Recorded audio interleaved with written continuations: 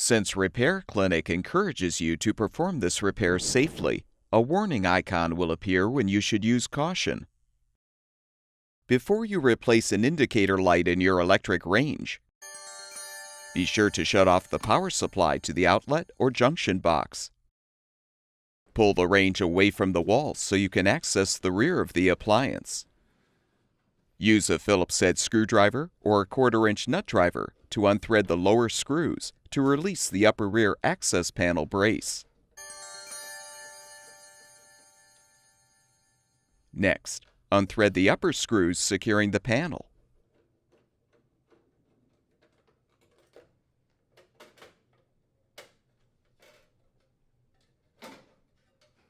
Disconnect the wire connector from the control board to fully release the panel. Lift the appropriate indicator light off of the jewel. Note the orientation of the wires connected to the old light, then disconnect them.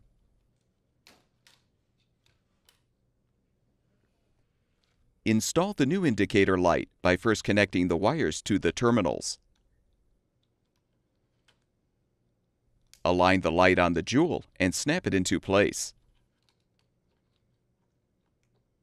Reinstall the upper rear access panel by first connecting the wire connector to the control board. Align the panel and replace the upper screws.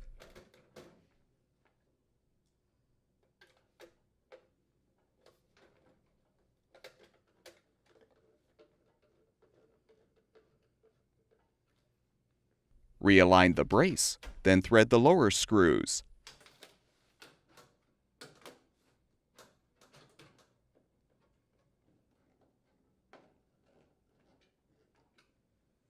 Restore power to the outlet or junction box, and the electric range should be ready for use.